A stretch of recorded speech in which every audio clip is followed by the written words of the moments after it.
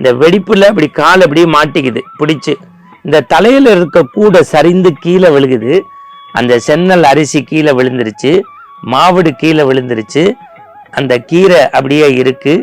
ஐயோ, எம்பெருமானுக்கு இன்றைக்கு திரு அமுது செய்ய முடியவில்லையே, இந்த மனித பேரு, இந்த உடம்பு எதற்கு என்று சொல்லி பக்கத்துல இருந்த அருவாளை எடுத்து தன் கழுத்தை அறுப்பதற்கு முற்படுகின்ற போது அந்த காலில் எப்படி பித்த வெடிப்பு இருக்குமோ, பூமியில எப்படி வெடிப்புகள் இருக்குமோ, அது மாதிரி பிளந்து அந்த பூமியிலிருந்து ஒரு அசிரிதியோடு ஒரு கரம் வந்து அவருடைய கரத்தை பற்றியது.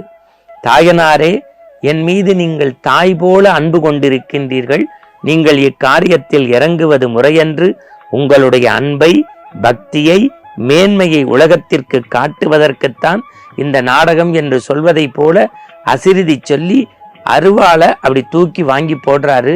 அவர் கண்வெடித்து பார்க்கிறார். எம்பெருமான் காட்சி. இவருடைய மனைவி, இவர் அரிசி கொண்டு போகும்போது மனைவி பஞ்சகவியத்தை சொம்புல எடுத்துக்கிட்டு போவாங்க.